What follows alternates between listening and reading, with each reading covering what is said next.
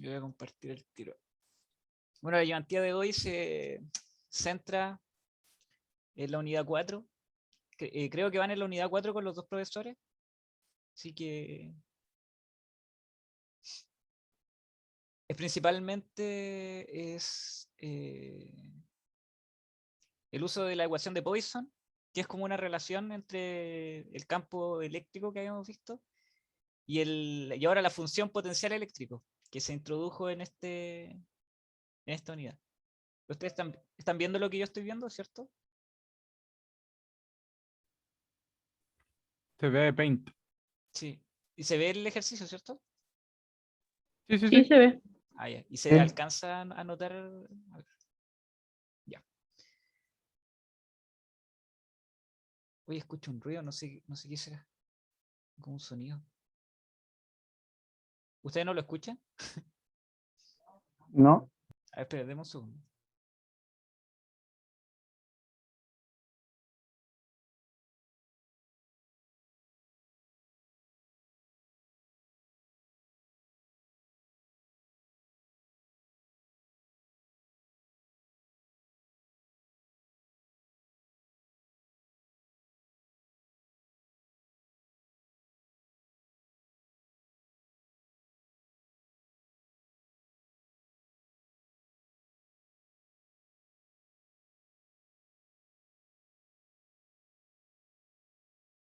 Ya, ahora sí creo. ¿Están viendo lo que yo estoy viendo, cierto?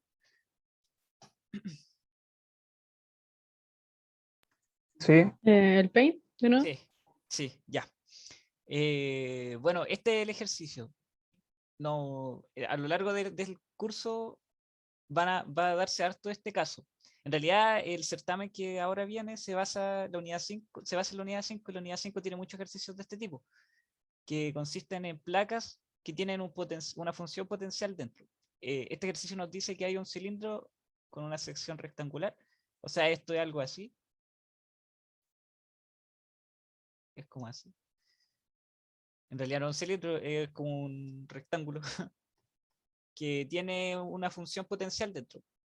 Entonces aquí hay potencial eléctrico y uno no sabe muy bien cómo se está distribuyendo, solamente nos da la función que modela el potencial dentro. Y obviamente si hay un potencial es porque hay cargas eléctricas y hay un campo eléctrico dentro del cilindro. Entonces, eso, nos entregan en la función potencial y, por ejemplo, la pregunta 1 nos van a empezar a pedir este tipo de cosas. La pregunta 1 nos piden demostrar que el campo eléctrico es está acá. Y si nosotros tenemos solamente la función potencial y tenemos la estructura, nosotros podemos conocer el campo eléctrico. No sé si a alguien se le ocurre cómo conocer el campo eléctrico obteniendo solamente, o sea, solamente conociendo la función potencial.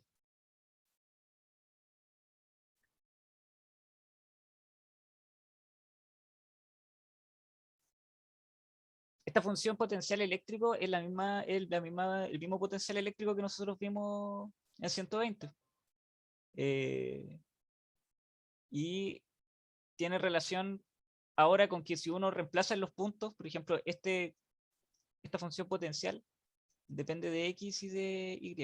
Entonces uno si reemplaza en un X y en un Y le va a dar el potencial eléctrico en ese punto. Cuando uno habla de la diferencia de potencial eléctrico, es cuando uno compara dos puntos y los resta, ¿no? Y es eso más que nada. Por ejemplo, en los circuitos eléctricos, cuando uno habla de diferencia potencial, igual en realidad está hablando de eso. Es como el potencial en un punto, el potencial en el otro, y uno lo resta. Y le da la diferencia potencial entre ellos. Bueno, hay una ecuación que nos permite conocer el campo eléctrico a partir de la función potencial eléctrico. Y es la ecuación de Poisson. La cual es la siguiente. Nos dice que el campo eléctrico es igual a menos la divergencia de el campo, la función potencial eléctrico. Entonces, aquí es solamente calcular la divergencia, que la divergencia es el mismo gradiente que vimos en 120, Y, y eso, o sea, si uno quiere comprobar esto, simplemente hace campo eléctrico es igual a menos la derivada de flujo, o sea, del flujo, del potencial eléctrico en X. Ah, sí, a todo esto, esto se parece mucho a la de flujo, pero lo escriben con una letra muy parecida. No sé qué letra es esa.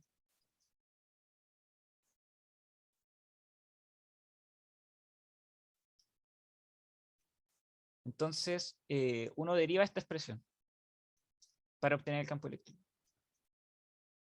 Y bueno, la derivada de esto respecto a X no depende de esto porque esto es como una constante que está al lado. Estos son números. A es un número. A es el ancho del cilindro y B es el alto. Entonces, solamente va a depender de esto que está acá. Así que esto, para simplicidad, lo vamos a unir en una variable que puede ser esto, no sé, un signo. Entonces va a ser ese signo que va a representar a toda esa variable multiplicado por la derivada de seno es coseno y lo que está dentro va a quedar afuera. Entonces va a ser pi a por coseno pi a x y por el seno de y, y también cuando uno opera la divergencia, lo que uno deriva en x queda en su componente de y tongo y lo que deriva en y queda en su componente de j tongo. Entonces, eso va a quedar en la componente x del campo eléctrico. Y la componente ni, bueno, va a ser lo mismo, pero con el pi, bueno, va a ser lo mismo, pero va a ser con el pi de ahora, que sería derivar el seno de. ¿Se entiende más o menos el ejercicio?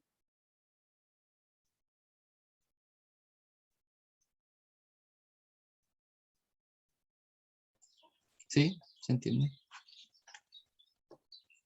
Buena, bacán. Entonces, claro, ahí uno comprobó ya la primera pregunta, porque, bueno, es lo mismo, y claro, este menos que está acá le agrega el menos a esta expresión. Entonces, uno cuando une las dos cosas simplemente las suma y acá están sumadas. Eh, ¿Qué más con respecto a esta pregunta? A veces esta función potencial eléctrico no va a estar en coordenadas cartesianas como la están entregando ahora, pero simplemente hay que hacer un cambio de variable que si esto nos lo entregan en coordenadas esféricas, por ejemplo, cilíndricas, uno hace el cambio de variable con las coordenadas cartesianas y ese cambio de variable está en el formulario que está por ahí en el Drive. No sé si el profesor los pasó, pero está tabulado. Está tabulado cómo pasar de cartesiana a rotacional y claramente y la divergencia, el gradiente también tiene su forma de calcular, pero todo está tabulado. Eso es muy de apunte. Pero el concepto que tienen que entender es el que acabo de explicar. Que, bueno, para conocer el campo teniendo la función potencial eléctrico, se calcula su divergencia. Bueno, la siguiente pregunta ahora.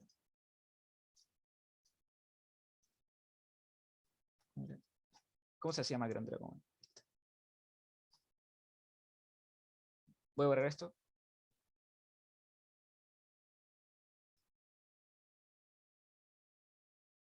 O debería haber borrado mejor lo que está arriba. La segunda pregunta nos dice que hay que comprobar que el campo es irrotacional. Y un campo irrotacional implica que si uno calcula el rotacional del campo eléctrico, tiene que ser igual a cero. Eso significa que sea irrotacional. Y que un campo sea irrotacional también implica que el campo sea conservativo. Y que un campo conservativo sea conservativo quiere decir que es lineal. O sea, desde cualquier punto que uno se mueva hacia otro punto en el campo eléctrico, no importa el camino que uno tome de ir de un punto a otro, va a tomar la misma cantidad de energía a moverse. Como por ejemplo el campo gravitacional también, cuando uno veía energía potencial y energía cinética.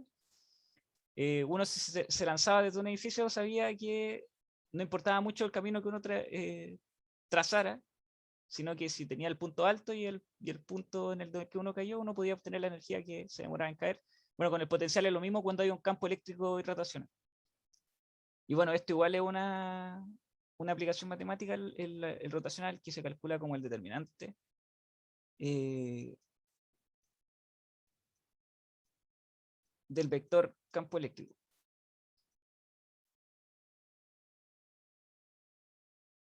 Y se calcula de la siguiente forma, o sea, es el determinante de las derivadas parciales en X, en Y y en Z. Y abajo el campo eléctrico en sus componentes X, y Z. Bueno, entonces uno se fija en la función campo eléctrico que nos están entregando y bueno, anota que, o sea, uno puede notar que no tiene componente en el eje Z, solamente tiene componente en el eje X y en el eje Y. Por lo tanto, estos valores de acá se van a hacer 0 y va a quedar I, J, K. Casi siempre pasa esto en estos ejercicios, que hay una expresión que simplifica mucho el cálculo. Así que ojo con eso. Siempre estén atentos a las componentes de los campos eléctricos. Entonces, X, Y y EZ va a ser 0. Entonces, como uno calcula determinante, yo lo hago así, tapo esta línea y multiplico este con este, menos este por este, pero como está con ceros, uno se da cuenta que el único que va a sobrevivir al fin y al cabo va a sobrevivir un vector con componente K, y que va a ser la multiplicación de la derivada parcial de la componente en Y respecto a X menos la derivada parcial respecto a Y de la componente en X. Ahí esto es una multiplicación. Ese es el vector que va a sobrevivir. Y bueno, no sé si es necesario que lo realice, así que voy a hacerle la parte en el X, en el eje. Ah, pero aquí ya está la componente en X, así que voy a hacer su derivada respecto a Y de esto. Y que bueno, al fin y al cabo es muy mecánico esto. Sería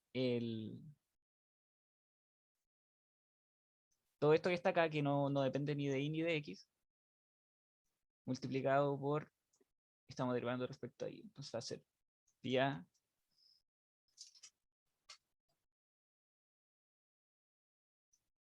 multiplicado por pi de B, o sea, pi denominador B, dividido en B por coseno de pi a de X por menos. Ah, no, la derivada del seno es coseno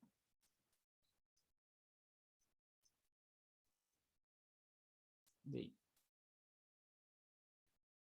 Y la derivada de esto respecto a X va a ser Y de A, Y de B, por seno, no, por seno, porque la otra expresión era lo mismo, pero, bueno, acá está. Era lo mismo, pero con el seno también. Por coseno de pi de A,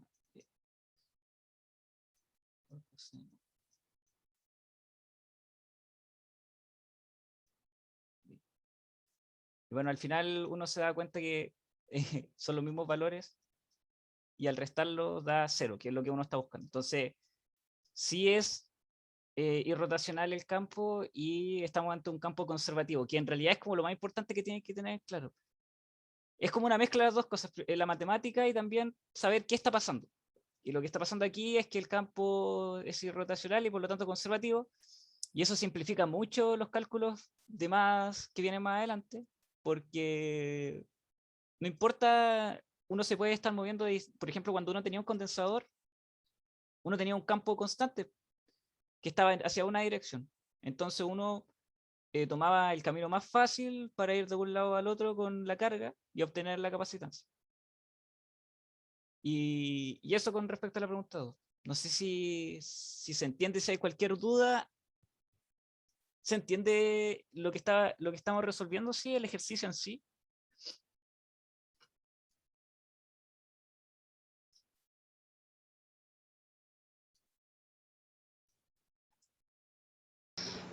Creo que sí. Pero, por ejemplo, ¿se entiende, por ejemplo, lo que está dibujado acá? Esto son placas que están cargadas o no están cargadas eléctricamente, pero tienen un campo dentro. Tienen una función potencial dentro. Eso dice el enunciado, que hay un cilindro que tiene un potencial eléctrico dentro de él y que está determinado por eso. Entonces la pregunta 1 nos dice que hay que demostrar que el campo eléctrico producido por ese, que bueno, es viceversa, por ese potencial eléctrico es S, y lo hicimos como usando la ecuación de Poisson, que es menos la divergencia de la función potencial igual al campo. Eso fue lo primero que hicimos.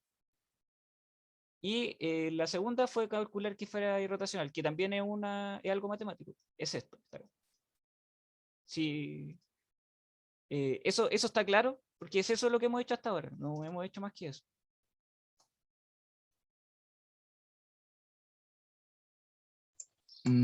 Kurt, a mí me quedó claro el desarrollo, pero me cuesta como visualizar eso de que son placas, pero también es un cilindro en la figura. Eso como que Sí, no, no, no me queda claro. son placas, mira. A ver, voy a borrar todo esto. Ahora viene el siguiente ejercicio, creo que era dibujar. Ah, no, también una demostración. La demostración es lo más latero, encuentro yo. No voy a hacer tanta matemática porque estoy como que uno se pierde un poco con la matemática, pero voy a colocar los resultados y voy a enviarles también los desarrollos de cada una de las demostraciones. Pero me interesa que sepan lo que se está haciendo y cómo se están demostrando las cosas, a partir de qué ecuaciones. Eh, sí, esto dice que es un cilindro, pero en verdad es un rectángulo, porque es un cilindro con sección transversal rectangular. Entonces, esto es así. Aquí está esto, que es así.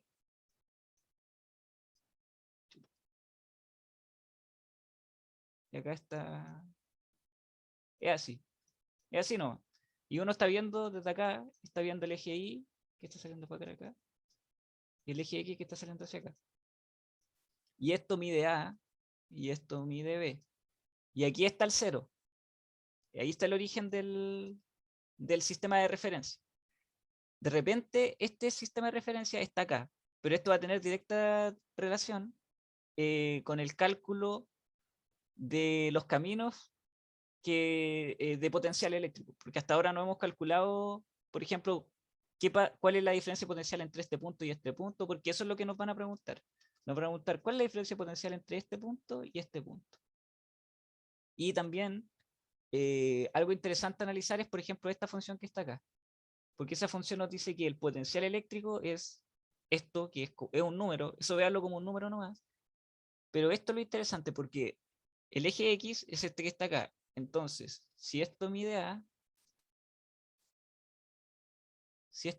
acá, y esto mide B acá, y uno reemplaza X igual a B, o sea, X igual a A, si uno se para acá en este punto, estaría teniendo la misma función, pero con X igual a y sería seno de pi. Y el seno de pi es 0.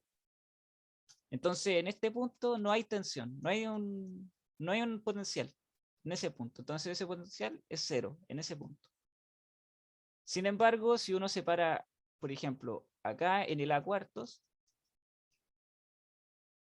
uno va a tener acá A cuartos y va a tener seno de pi cuartos, que es un número positivo, es raíz de 2, es 2 raíz de 2.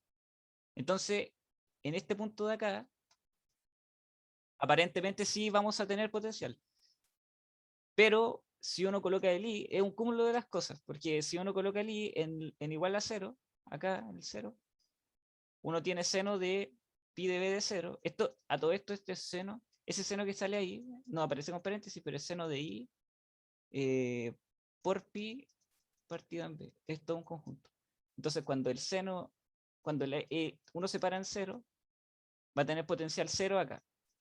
Al fin y al cabo, en el borde de las placas, uno siempre va a tener potencial 0 y dentro hay un potencial que va incrementando de acuerdo a esta expresión de acá.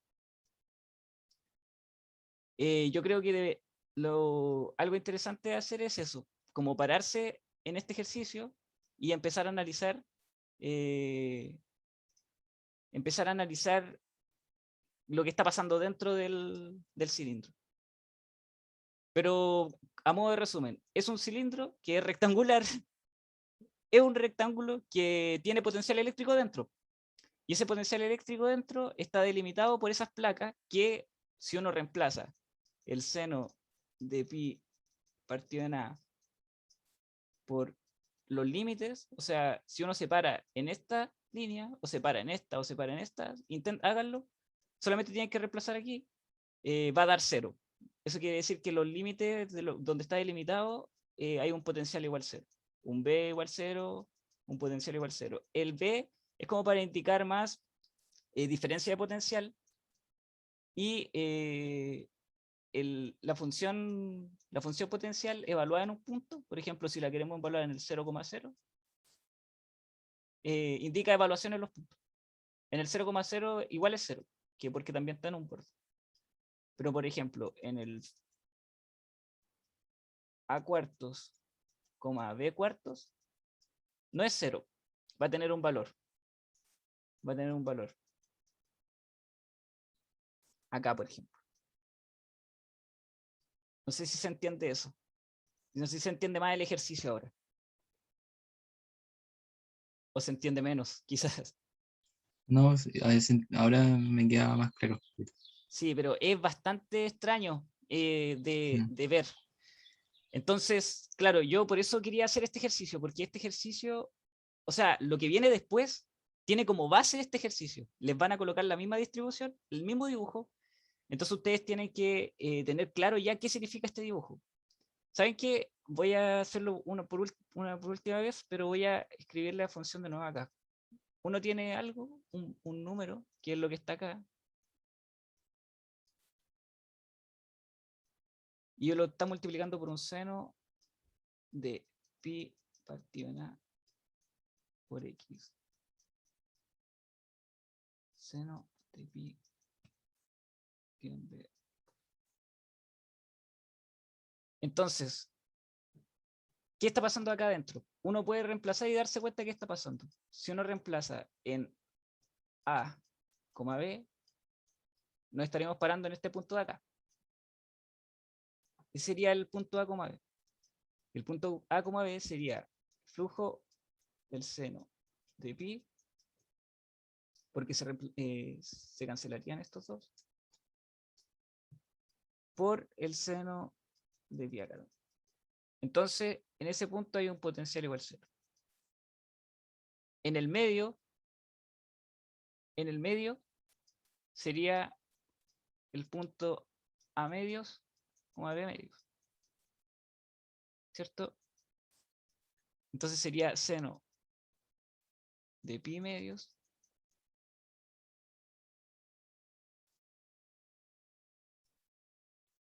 por seno de pi medios. Es decir, que en este punto va a estar como el máximo valor de función potencial que vamos a tener en ese punto. Entonces así uno lo puede ir analizando. es simplemente reemplazar. La función potencial nos dice, esto es casi como el campo escalar potencial del eléctrico, y uno lo reemplaza los valores de X y de Y, y va a saber qué potencial hay en ese punto. De hecho, la pregunta E dice eso: dibuje la distribución de potencial eléctrico, la distribución de carga y el campo eléctrico dentro del objeto. Entonces, uno sabe que aquí va a estar la concentración máxima de potencial eléctrico y en los bordes no va a haber nada. Y si uno reemplaza, por ejemplo, en A cuartos, B cuartos,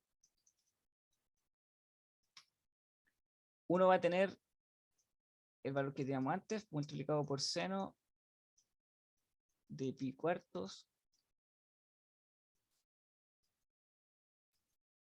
por seno de pi cuartos, ¿cierto?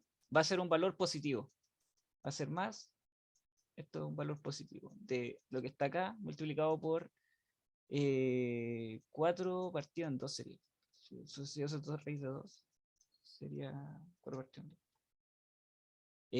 Pero si uno se para ahora acá, arriba, por ejemplo, en este cuadrante de acá, sería, por ejemplo, o mejor acá, en realidad da lo mismo, puede ser acá o acá, acá o acá. Si uno se para en el 3A cuartos, coma, B cuartos, ahí estaríamos acá. Uno se da cuenta que ahora el seno va a ser seno de 3 pi cuartos,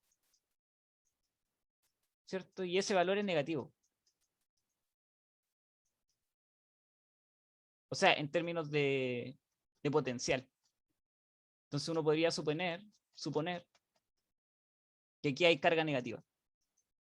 Entonces, uno con eso ya puede hacerse una idea de que si esto es equipotencial, tiene que haber cargas positivas acá y negativas acá.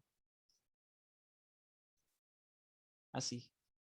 Entonces, en el fondo, eso es lo que está pasando dentro del cilindro rectangular. ¿Se fijan que es solamente reemplazar acá? Es solamente reemplazar en esto. O sea, uno obteniendo esto y también obteniendo el campo, uno podría dibujar las líneas de campo solamente reemplazando. No tendría más complejidad que eso.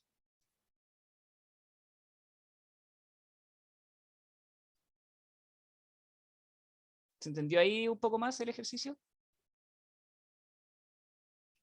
Esto toma harto tiempo como asimilarlo, pero en realidad es súper simple, solamente reemplazar. Ni siquiera hay ningún cálculo, solo que es abstracto de analizar. Ya, bueno, ahora para ir más rápido, vamos a ir a la pregunta F. Ah, no, la pregunta C está. La pregunta C. Bueno, la pregunta C es más entretenida porque nos pide demostrar que la densidad de carga es eso. Y uno puede saber la densidad de carga con la ley de Gauss, de las leyes de Maxwell. Uno sabía que la divergencia del campo es igual a P, o sea, la densidad de carga partida de epsilon cero.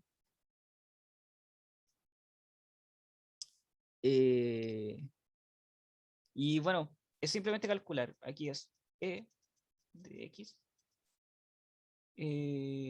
más en el eje Y, E de Y. Y bueno, no lo voy a hacer porque es mucha matemática, pero en el fondo es solamente derivar esta expresión de campo eléctrico que está arriba respecto a X, lo que está en X. Por ejemplo, en el X sería, viene siendo lo mismo, sería seno de pi partido en A por X, multiplicado por pi cuadrado partido en A por seno de pi de B por I, ¿cierto? Y esto sería con pi cuadrado. Y luego con este de acá sería lo mismo, pero con pi b cuadrado.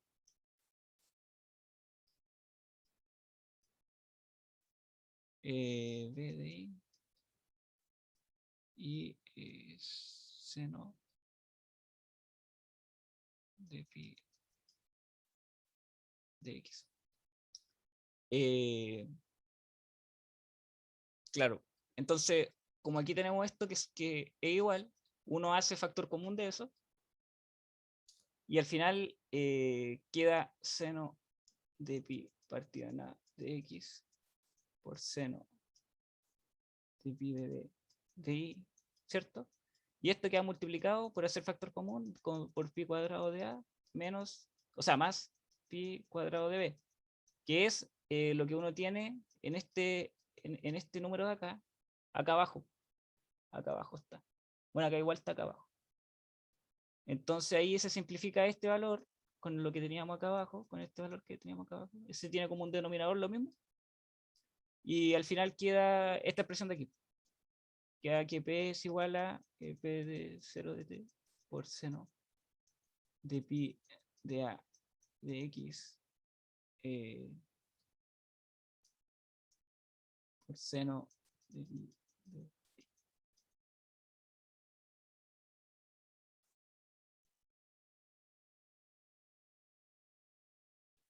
No sé si se entiende lo que estoy haciendo. En el fondo es simplemente comprobar las ecuaciones de Poisson que hemos visto en clase, de la ley de Gauss magnética, o sea, de la ley de Gauss diferencial que vimos. Y eso, hasta ahora no ha sido más que eso. Bueno, la pregunta 4, o sea, la pregunta F, tiene más relación con la superposición que estaban viendo en clase y que la van a ver ahora. Y nos pide... Ah, no, pero me saltó una. Ah, me salté la D. La D. Hay que mostrar que el campo es cero en las tangentes, o sea, en los límites del cilindro. Y claro, eso sí que es fácil de demostrar, porque, a ver, eso se lo pregunto a usted. Si tenemos la función campo eléctrico que está acá, que es un número menos un número multiplicado por pi a coseno de x seno de i en el tondo y de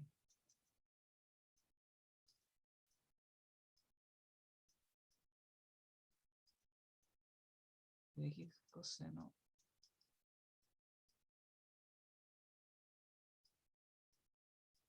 j tango. Eso se lo pregunto a ustedes. ¿Cómo podemos saber que en las líneas de acá, en la parte, en los límites del cilindro, en los límites, cómo podemos saber que el campo es cero ahí? ¿Cómo se le ocurriría? Depende de aquí.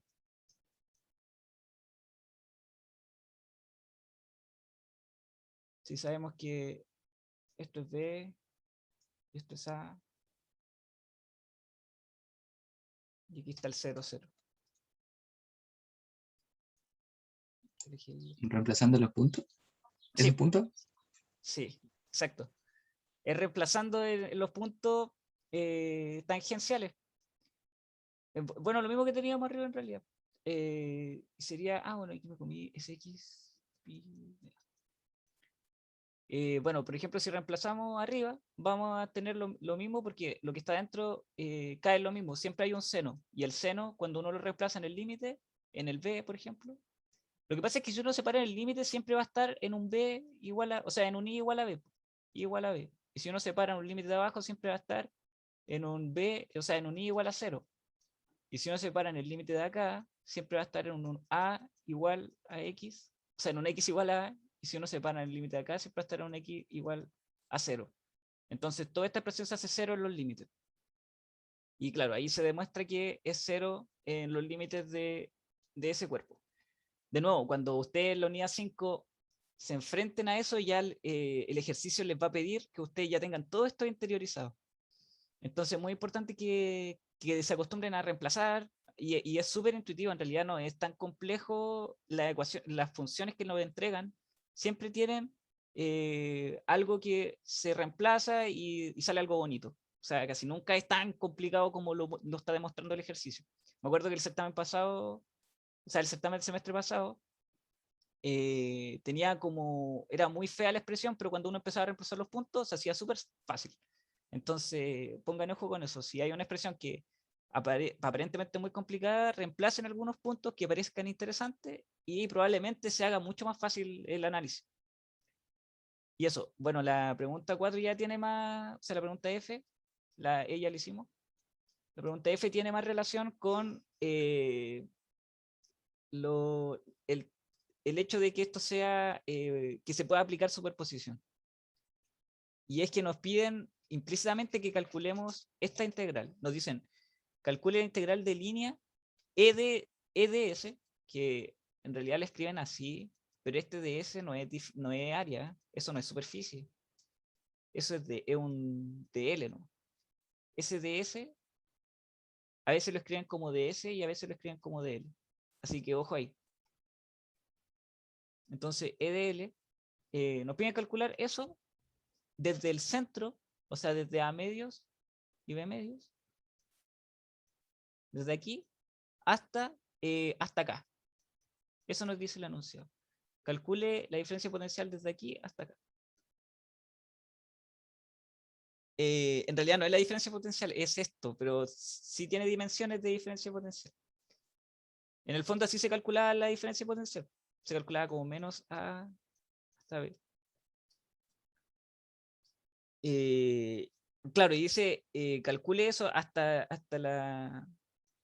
la punta de arriba y demuestre que desde este punto, desde el punto del medio, que ya vimos que era el punto que tenía más potencial eléctrico, hacia cualquier punto del cilindro, da el mismo resultado.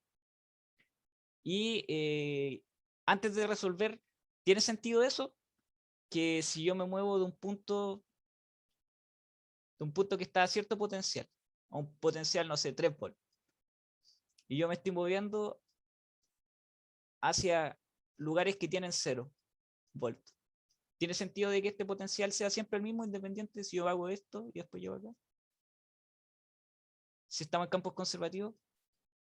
En realidad, eso es lo que hay que tener en claro de superposición y de campos conservativos, equipotenciales.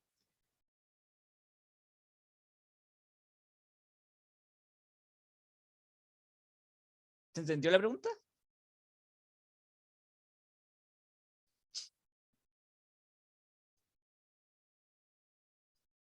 En el fondo es, sí tiene sentido, porque al final, si yo estoy a 3 volts acá, estoy a 3 volts ahí y me dicen que esto es un campo que es equipotencial, significa que cuando yo suba y yo baje y yo suba y yo baje, siempre la suma de los potenciales me va a dar 0.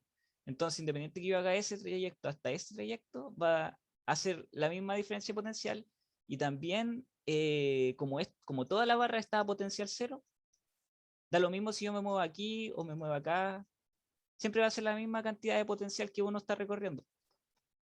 Eso es porque, no sé, si uno se hace como una idea de lo que está sufriendo la carga, la diferencia potencial uno siempre la mira como cargas moviéndose en ese espacio.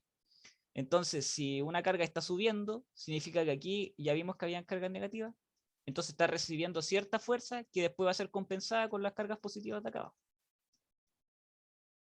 Como que el caso equipotencial es el caso perfecto, el caso donde todo se está cumpliendo, está todo en equilibrio. Y bueno, esto ya lo voy a hacer un poco más, lo voy a dejar expresado nomás y después ahí revisar la pauta, porque cuando yo igual vi esto no me interesaba mucho la matemática, pero sí es importante que noten qué se está haciendo. Entonces cuando uno resolvía esta integral, simplemente hacía desde A medios hasta A, porque se está moviendo desde la mitad hasta la punta, de la mitad hasta la punta, y aquí E de X y el de L va a ser de X, porque uno, como está trabajando con superposición, puede separar el análisis, moverse hacia el X y después hacia Y, y va a ser lo mismo que moverse todo el trayecto desde X hasta Y. Eso tenía harta relación igual con que el sistema se hace lineal cuando es un campo y rotación. Entonces, de A medio hasta de eso, y aquí de I, desde B medios hasta B. Y después esto daba el siguiente resultado.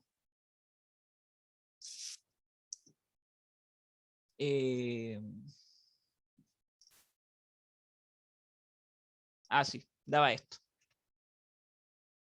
Cuando uno resolvía esto, obtenía el siguiente valor. La densidad dividido en epsilon 0 de pi cuadrado A más pi cuadrado. Obtenía ese resultado. Eso. Y después nos dicen, no sé si es necesario que resuelva eso. ¿Quieren que resuelva esto? Igual lo puedo hacer.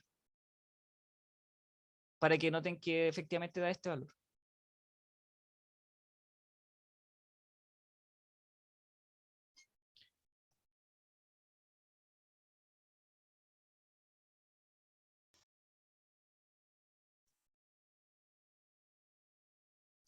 En todo caso, bueno, después había que comprobar que desde cualquier punto hasta ese punto iba a dar lo mismo, y una forma fácil de hacer eso es evaluando directamente la ecuación potencial, que si uno la reemplazaba en B medios, o sea, en A medios, B medios, por ejemplo, acá estaba la función potencial, si uno la reemplazaba en A medios, B medios, daba la misma función potencial, daba el valor máximo que podía tener, ¿se acuerdan? Que era seno de pi medios, eran 2 senos de pi medios. Entonces daba como el valor máximo que podía adquirir. Y si uno hace de A medios, B medios, menos de A, B, este valor de acá ya vimos que era 0, porque los senos hacían 0. Y este valor era el valor máximo, que era esto, que es exactamente lo mismo que teníamos acá. ¿Recuerdan que esto era igual a esa expresión? La habíamos definido al principio de la ayudantía. Y eso. En el fondo, lugares que estén al mismo potencial, no importa el camino que uno elija, si es que el inicio y el final es el mismo, va a obtener el mismo resultado. Eso es lo que nos quiere enseñar ese ejercicio. Recuerden eso, porque más adelante también se ocupa mucho. De hecho, la unidad 4 es como la introducción a la unidad 5, y hay que tenerla bien, bien clara. ¿Qué hora es? Son las 6. Bueno, yo creo que voy a pasar a otro. No sé no sé si este ejercicio, la verdad que al principio no es tan motivador este ejercicio, porque nos confronta mucho. Es algo a lo que no estamos acostumbrados. Entonces, pero una vez que lo resuelvan, les va a ayudar mucho. No sé si quieren que siga resolviendo este ejercicio o, o pase a otro que tiene otra relación. La idea es que puedan entenderlo lo más posible, y que en las clases también puedan relacionarlo con los ejercicios.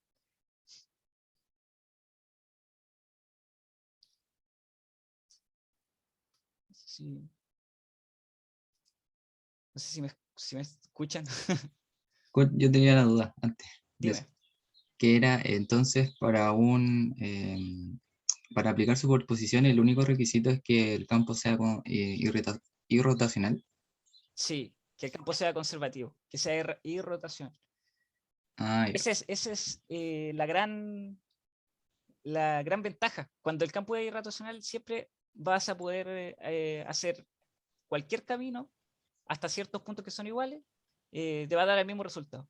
Y se ocupa mucho, se ocupa siempre. De aquí en adelante lo ocupan mucho, en todas las unidades Mm, que vengan. ¿Y por qué? Porque simplifica mucho el ejercicio. Porque si no, de no ser posible así, uno tendría que ir haciendo integrales dobles todo el tiempo. No sé si te fijaste que nosotros fuimos hacia el X y después hacia el Y. Entonces, eso es fácil de hacer porque es solamente en una coordenada. Pero si uno hubiese hecho el de X de Y, por ejemplo, la integral del campo, de todo el campo de X de Y, hubiese sido más complicado, porque habían cosas que dependían de X y de Y al mismo tiempo. Y esa integral no es tan simple. No las puedes separar. Esa integral sí, no son sumando, no se pueden separar. ahora sí cacho. Sí. Eh, bueno, en todo caso, el ejercicio que venía igual era algo que no tenía mucha relación, porque nos dicen que hay que demostrar que la carga es esto, la carga encerrada por el cilindro. Y claro, es fácil, porque uno sabe que la carga, esto es más ley de Gauss, es del D del volumen, ¿cierto? Y nosotros ya teníamos P, P está acá. Y el D del volumen lo podía calcular haciendo cartesiana, ¿no? Ah, porque a todo esto aquí nos dicen que tiene una profundidad del cilindro. O sea, ¿se acuerdan que el cilindro era así? Entonces ahora nos dicen que esta profundidad, y bueno, y esto es B y esto es A. Entonces voy a dejar expresar la función, que es de 0 hasta D. Es bien intuitivo en realidad. De 0 hasta B y de 0 hasta A. De la densidad por dx, dy y el dz, que sería hacia adentro. Y bueno, cuando uno la resolvía, lo obtenía ese valor de ahí, de t sub 0, 4 por a. Ya todo esto, ¿por qué obtenía ese valor? Porque este p de acá dependía también de seno de pi de x.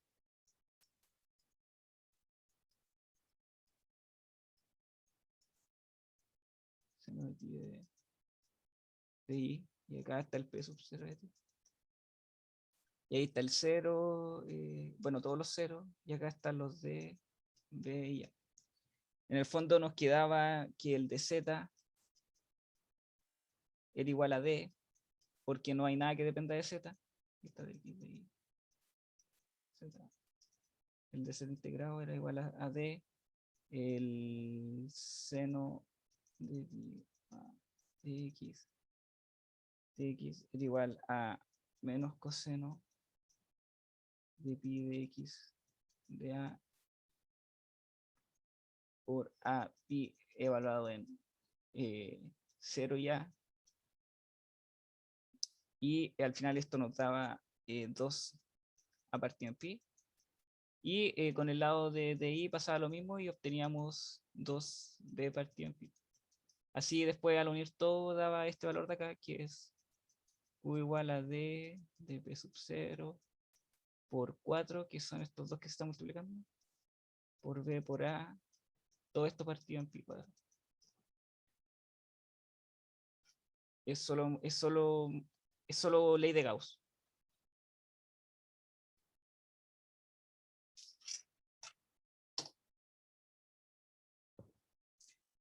Sí, y saben que mejor voy a pasar antes de que. Porque. No, pero yo antes hasta las 6:20, no hasta las 6. Pero voy a. No sé si pasar al siguiente ejercicio o no. No sé si O están sea, motivados con este ejercicio. podrías como no desarrollar tanto, pero más o menos cómo se hace en cada punto, así como Sí, rápido. sí, Como- ya. Ok. Claro, es que el H nos dice, encuentre la densidad de carga superficial en el electrodo de I igual a 0. En el fondo nos dice como, ahora ya no es todo, sino que es como desde acá, hasta ese punto. Como nos piden como qué tanto Q tiene desde el electrodo que está en la base, entre A cuarto y entre 3 A cuarto. Y claro, ¿cómo se resolvía? Lo mismo, o sea, Q es igual desde 0 hasta D, lo mismo que teníamos acá, esto que está acá. Desde 0 hasta D, y claro, ahora ya no hay un D volumen, ¿cierto? Ahora hay un D de área, porque acá era un D volumen, uno está usándolo todo, pero ahora uno está solamente la base del cilindro, la base del cilindro, ¿cierto? Si fuera para allá, sería solamente la base. Bueno, y voy a dejarla escrita, la tengo anotada acá, desde A cuarto hasta 3 A cuarto. Porque en el fondo era solamente desde acá, perdón, era desde acá hasta acá, desde A cuarto hasta 3 A cuarto. Desde A cuarto hasta 3 A cuarto. Como todo eso hacia el fondo de la página. Y claro, y adentro va simplemente esto por el dz en este caso. Y claro, al final uno obtenía este resultado que está acá. Y la última pregunta era usando algo que se llama teorema eh, de la conservación de la carga, que no sé si lo recuerdan de las clases, pero en el fondo es que es la misma ley de Ampère, pero que ahora el HDL uno lo hace cero porque están en EQS. Entonces el HDL queda cero y acá nos queda simplemente la integral del dA más la derivada de t de la integral del t de b. Y bueno, y esto es lo que uno tenía arriba, ¿cierto? Uno lo tenía ahí arriba. Y al final nos quedaba i, porque esto es igual a i, más dq dt es igual a 0. Y es igual a la derivada de q de t, que es la derivada de esto que teníamos acá arriba. Y que, no sé si se fijan que es el mismo valor, pero multiplicado por 2. O sea, es el mismo valor, en verdad, solamente que está la derivada metida dentro. Porque ahora estamos en el tiempo, pero es el mismo valor. Porque en el fondo es lo mismo, o sea, es el de q de t, pero uno no puede derivar de p sub 0 porque no sabe lo que tienen. Pero el mismo valor.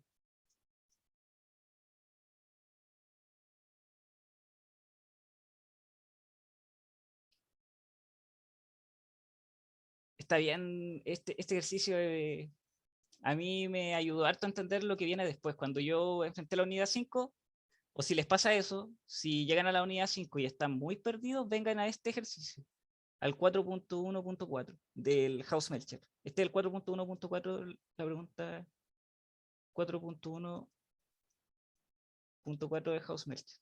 Anótelo por ahí.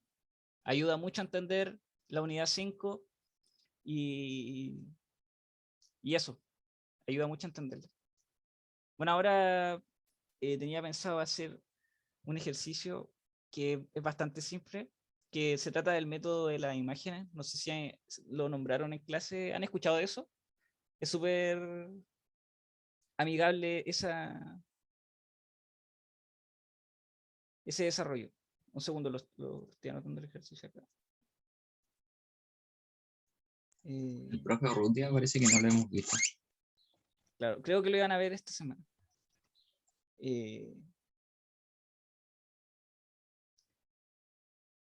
Y ahora voy a compartir.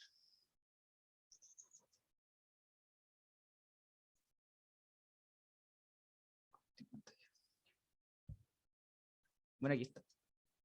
El método de imágenes es algo súper simple en realidad, que tiene más relación con el equilibrio en el que están las cargas. Nos dicen que por medio del método de imágenes posicione correctamente las cargas. Esto apareció en el control del semestre pasado. Posicione correctamente las cargas requeridas para representar la configuración. Entonces, claro, si aquí tenemos una carga Q, que cuando no tiene signo es porque es positivo, hay que hacer lo posible para que todo el sistema esté a un potencial igual a 0. Todo el sistema. Es decir, que todo esté en equilibrio. Hay que colocar las cargas de modo que no se mueva ninguna. Si yo coloco esta carga Q más ahí, por sí sola, no va a haber un potencial 0, ¿cierto? Va a haber un potencial que va a estar determinado, de hecho, por la línea de campo de esa carga. Entonces, ¿cómo soluciona esto? Colocando cargas que tienen que ser muy simétricas, de hecho, por eso está milimetrado el papel. En la unidad 3, por ejemplo, colocando una Q negativa.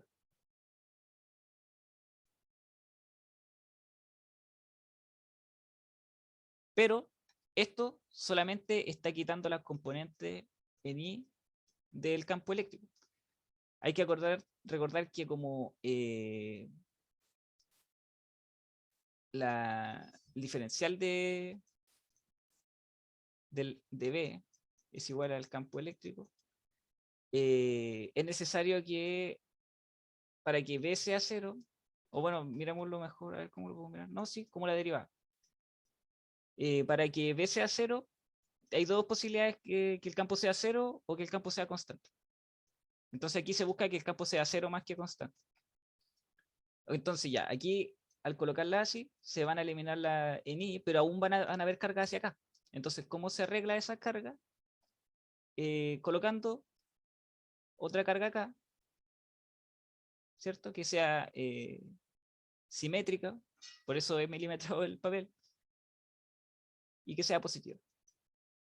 Y acá, que sea negativo. Entonces así ya ahora, al menos en estas direcciones, también tenemos solucionado el ejercicio. Hemos solucionado los potenciales, esos potenciales los tenemos solucionados. Pero ahora también falta esto, porque aún hay cargas en esa dirección. Y en el fondo,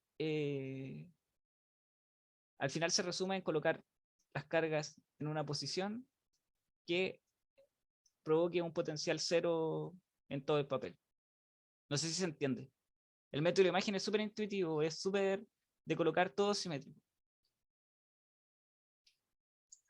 No entendí qué hace el método de las imágenes. El método de imágenes coloca cargas eléctricas, de modo que la potencial en todo el sistema sea 0. O sea, que esté en equilibrio. Para representar esa configuración. No sé si se entiende o no. Pero asumimos que tienen carga por todo. Es que solo. A ver. Esto es el espacio. El plano es el espacio. Y eso era una carga que estaba en el espacio. Te lo colocan milimetrado para que uno vaya colocando las cargas en donde deben Ah, estar ya. para que se contrarresten las fuerzas y todo quede en equilibrio. De hecho, así como está dibujado, ya no hay ninguna fuerza resultante y el potencial es 0. El potencial es 0 porque, como todas las valores de carga tienen el mismo valor, si uno se para en este punto, no se va a tender a ir hacia ningún lado. El potencial va a ser 0. No sé si se entiende. Sí. Sí. Sí, el método de imágenes se ocupa para modelar, porque de repente hay ejercicios que, por ejemplo, el ejercicio que estábamos haciendo recién era potencial 0 en los bordes, ¿cierto? Pero tenía una distribución no lineal. O sea tenía una distribución que tenía como seno y coseno. Entonces, en esas situaciones, el método de imágenes es más difícil de ocupar, porque uno no es tan fácil como llegar y colocar a una distribución, porque estas son cargas libres, pero a una distribución de carga es más complicado. En todo caso, esto es una introducción al método de las imágenes, pero el profesor lo va a pasar esta semana, así que ahí les va a quedar más claro, pero no es para nada complicado. Y eso. También en los últimos 10 minutos que quedan, me gustaría conversarles un poco de. No sé si quedó duda respecto a eso, a esto.